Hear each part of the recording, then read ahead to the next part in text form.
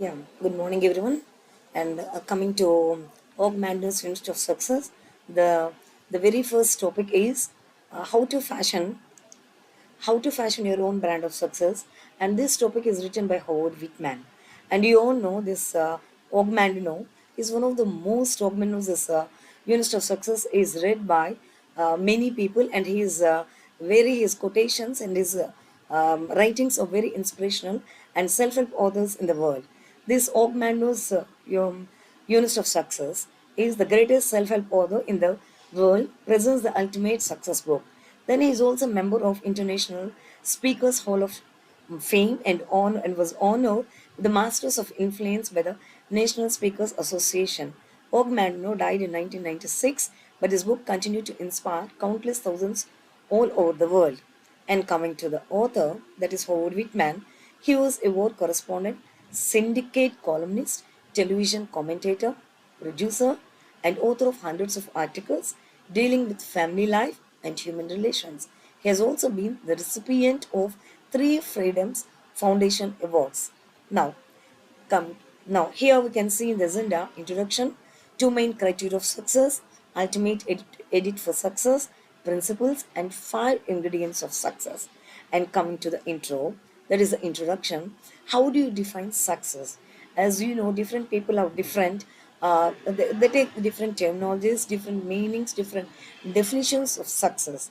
And today there are as many different definitions of success as there are humans, and there are those who claim with considerable proof that the greatest failure of our times is success, since we have come more and more to equate success solely with material possessions.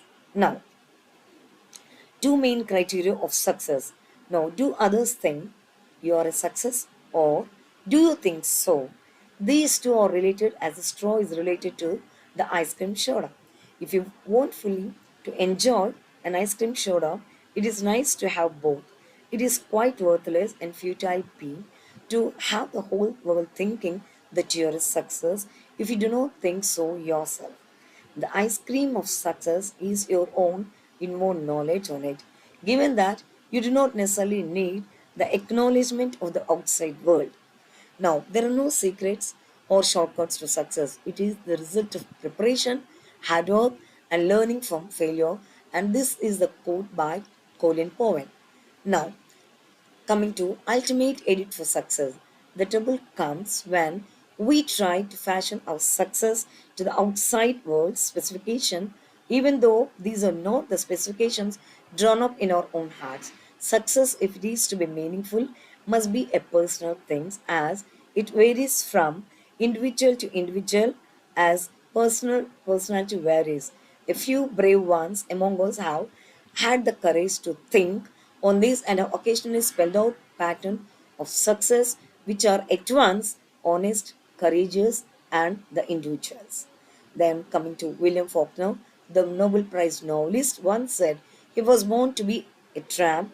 He was happiest when he wanted nothing and had no responsibilities. One may reject this definition of success for himself, but he cannot reject it for uh, William Faulkner. Then, coming to George Sand, who has written in one of his famous letters a quite remarkable definition of success. Now, one is happy as a result of one's own efforts. Necessary ingredients of happiness: simple taste, simple taste, a certain degree of courage, self denial to a point, love of work, and conscience. By wing of experience and thought, one can draw much from oneself. By determination and the patience, one can restore one's health. So, let us live life as it is and not be ungrateful. Success usually comes to those who are too busy to be looking for it. This is a quote by Henry David Thoreau. Now, the most thoughtful among us conclude at last that personal success must exist inside if it is to exist at all. A man is rich in the proportions of things he can let alone. Life to him seemed a process of gradual divestment of needs, so that from a squalling infant to the cradle who needs everything, the human being, if he lives successfully, gradually matures into an adult who needs virtually nothing. Gandhi was himself an example of such growth. Many a great soul has been vastly surrounded by material possessions and formidably wealthy. Andrew Carnegie, Jacob Riis, Julius Rosenwald, Samuel Mather, and the Guggenheims and Russell Sage, to name a few, all these may achieve true personal success. They manage to have the ice cream soda and the straw as well.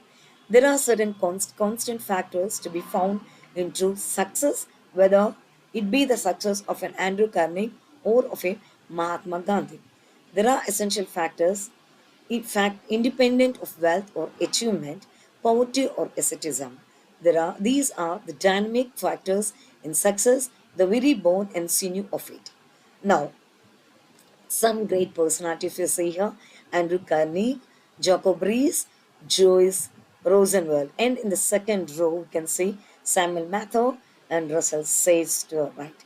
And coming to the principles, success is not a straight jacket. It's not, it's no mold into which we are all, which must be poured. It is no rigid stamp. It is as individual at your fingertips or the look in your eyes. All we need is the courage to be and realize ourselves. Now, coming to the quote of Albert Einstein: try not to become a man of success, rather, become a man of value. Now, five ingredients. Now, coming to the five ingredients of success, the very first one is the purpose, and the second one is the batting of average, and third one is price of it, and the fourth one, the satisfaction, and the fifth one is spirituality. Now, coming to the five ingredients of success, let's go into the first one, the purpose, and the very essential factor is purpose. Aimlessness is the worst enemy of success. One can hardly feel success in a bag. But as long as one has a purpose, he feels that his energies and creative thoughts are taking him somewhere, and there is a satisfaction in the journey. Success, to be true, must have an abiding sense of purpose. Otherwise, through one may vegetate successfully, one cannot live successfully. Now, coming to the second one, the batting average. Secondly, success has the intrinsic character of a batting average. It is not all of a piece, not every how, now or every day is uniformly successful. Rather, there are upturns in success separated by valleys of failure. A successful life will have its days or even years of failure. The psychiatrist tells us of compulsive types of individuals who cannot bear a moment of failure. With more firmly anchored confidence, a person is able to absorb occasional failure.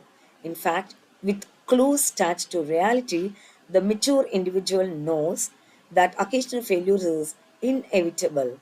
In growing up, each of us must learn sooner or later that every day isn't Christmas. And so, in quoting success, we must learn too that every effort cannot be crowded with glory. And price of success. Now, price of it, we said. A third constant ingredient of success is the price of it. There is no success for free. Joy is written upon the poise and effort upon the counter of spoils. The joy of success, it seems, must be counterbalanced by the effort to achieve it. Success and the price of it coexist and in inspirable whole. Coming to the satisfaction, a fourth essential ingredient without which success is not success is satisfaction. Success must be enjoyed. We should be content. It may be won with tears, but it must be crowned with laughter. Now, the satisfaction of success need to be identifiable by anyone else or to anyone else so long as the person himself knows it is there.